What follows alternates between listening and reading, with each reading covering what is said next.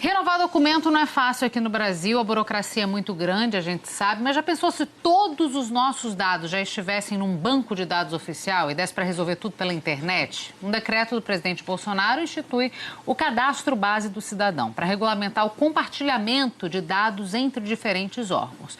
Além de nome, CPF e data de nascimento, esse decreto prevê também a inclusão de digitais, íris dos olhos, voz e até jeito de andar. Natália Godoy, boa tarde para você. Conta pra gente, esse decreto já está valendo? Cecília, boa tarde para você, boa tarde para todo mundo, boa sexta-feira a todos. Já está valendo, vale a partir do momento da publicação, já entrou em vigor, mas tem 3 datas especificadas no decreto. Nos próximos 15 dias depois da publicação, um comitê tem que ser formado com 7 membros. Então, mais ou menos por agora, em breve devem anunciar isso. E depois de um mês da publicação, tem a primeira reunião desse comitê aí que vai organizar isso. Quem vai chefiar é o Ministério da Economia, então essa reunião deve ser lá para o dia 10 de novembro.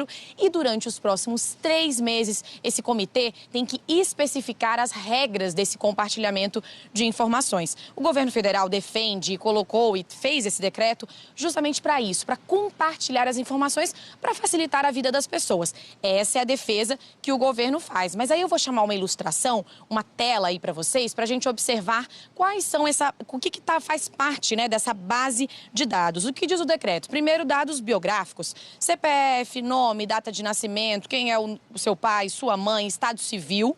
E o decreto também fala de bases de dados temáticas, dados biométricos, como, por exemplo, as digitais, que já são usadas, mas aí vem outros pontos, íris dos olhos e até voz e jeito de andar. Foi esse ponto que os especialistas estão questionando. É preocupante isso? O cidadão ele vai permitir que esses dados sejam compartilhados entre todos os órgãos da esfera federal, da administração pública? Ele permitiu isso? E aí os especialistas falam que isso vai até vai na contramão da Lei Geral de Proteção de Dados, que foi criada no ano passado, que entra em vigor no ano que vem, em agosto do ano que vem, para justamente cuidar dessa privacidade. Cecília, só para finalizar, já teve uma reação no Congresso, a oposição disse que vai questionar esse decreto, né, para ver, diz que já entrou com esses pedidos para questionar, para ver se susta esse decreto. Então eu volto com vocês aí para essa discussão. Natália, te agradeço pelas informações. Aqui com a gente está Carlos Afonso, diretor do Instituto de Tecnologia e Sociedade, ITS. Carlos Afonso, obrigada pela participação. Um prazer. Assunto delicadíssimo, importante da gente debater, porque isso interessa a todo mundo, especialmente quando a gente está falando de digital, íris do olho até jeito de andar. Exatamente, Cílio. O que é importante a gente lembrar é que, às vezes, como a gente está falando de privacidade, proteção de dados, as pessoas podem achar um tema muito complicado, não me interessa, assim, interessa a todo mundo. Já que essa base de dados, ela é bem intencionada. Ela vai procurar gerar maior eficiência no acesso de dados para o governo. O problema é como é que se implementa isso. E aí o decreto faz 2 coisas. De um lado, ele cria padrões para compartilhamento de dados dentro da administração pública, dentro do governo, e, por outro lado, ele cria essa base de dados. E aí o problema é como é que essa base é criada, quem pode ter acesso a ela e o que pode ser feito com esses dados que estão inseridos nessa base de dados. É importante, né, que se crie uma plataforma digital em que essas diversas instâncias conversem entre si. Isso é sensacional. A questão é quem vai tomar conta desses dados, quem vai ter acesso. O dado passa a ser do governo e ele vai fazer o que ele bem entender com isso, ou o dado continua sendo do cidadão e ele vai determinar que grau de acesso essas esferas vão tramitar. Como elas vão ser também? Vão ser obtidos dados. Vamos dar um exemplo aqui claro. Ministério do Trabalho com a Caixa Econômica Federal. Se tiver que transacionar um dado, é só aquele dado específico ou esse funcionário aqui vai ter acesso a outras informações que não dizem respeito àquela área? São questões que têm que ser debatidas e a gente tem que ficar de olho, porque por mais bem intencionado que o governo seja, se acabar na mão de maus funcionários, é a nossa privacidade que está em jogo. Vamos só destacar aqui no telão a lista do que vai ser inserido neste banco de dados, só para todo mundo ficar bem informado. Num primeiro momento vão os dados biográficos e no segundo momento os dados biométricos. E aí vem palma da mão, digitais, íris, formato do rosto, voz e até maneira de andar. Tem DNA também.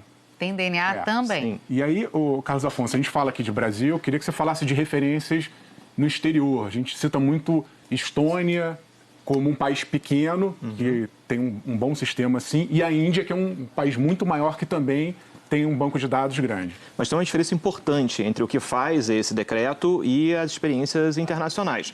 No caso da Estônia, por exemplo, a gente tem uma situação em que você tem uma unificação dos serviços do Estado, o que é muito positivo. A gente ter um portal que unifica todos os serviços é uma ótima ideia, mas não necessariamente você ter uma unificação de todos os dados pessoais numa determinada base.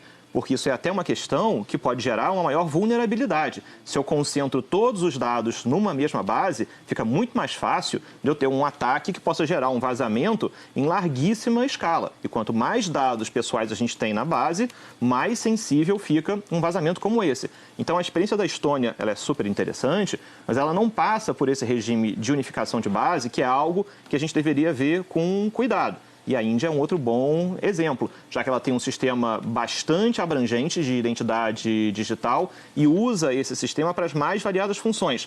Mas tanto na Índia como no Brasil, a gente tem uma situação interessante, que é esse sistema entrou em vigor sem uma lei geral de proteção de dados. Isso que eu ia te perguntar, não existe uma lei no Brasil sobre esse assunto, né? Foi aprovada, mas só vai entrar em vigor em agosto do ano que vem. Então, a gente tem uma janela temporal aí em que, por mais que a Constituição proteja a privacidade e os dados pessoais, esses direitos vão estar melhor protegidos a partir de agosto do ano que vem. A lei já foi aprovada. Em que sentido melhor protegidos? Porque o que essa lei faz? Essa Lei Geral de Proteção de Dados, ela cria vários direitos para cada um de nós. Direitos como acessar o dado que está detido por uma empresa ou pelo governo, modificar um dado que foi armazenado de forma irregular, eliminar esse dado, ou seja, exigir o apagamento, portabilidade de dados. A gente está muito acostumado com portabilidade de linha de telefone. Sim. Poderemos fazer o mesmo com nossos dados pessoais em todos os setores, com todas as empresas. Então, é esse pacote de direitos que parece muito com o que aconteceu nos anos 90, com a entrada em vigor do Código de Defesa do Consumidor, né, em que subitamente se criou-se uma cultura de proteção ao consumidor, de proteção às relações de consumo. Espera-se que no ano que vem a gente passe pela mesma situação com essa lei. Carlos, essa lei, a Lei Geral de Proteção de Dados, ela se aplica à administração pública também ou não? Também, mas ela tem alguns detalhes que são específicos com relação à administração pública. Ela tem um capítulo específico para tratamento de dados pelo setor público, mas ali ela tira algumas garantias que seriam importantes estar na lei, como, por exemplo, o exercício desses direitos de forma mais ampla. E vale lembrar, no texto da Lei Geral de Proteção de Dados, o Estado pode coletar alguns dados sem o consentimento do cidadão. E aí, essa é uma porta de entrada para que esses dados entrem na administração pública. Mas o que vai ser feito com esses dados? Quem pode ter acesso a esses dados? Essa é uma preocupação adicional que, infelizmente, a lei não dá cabo de forma satisfatória. Carlos Afonso, te agradeço demais pela participação, diretor do Instituto de Tecnologia e Sociedade. Ainda vamos debater muito isso. Obrigada, viu? Prazer. A gente faz um rápido intervalo e volta já já.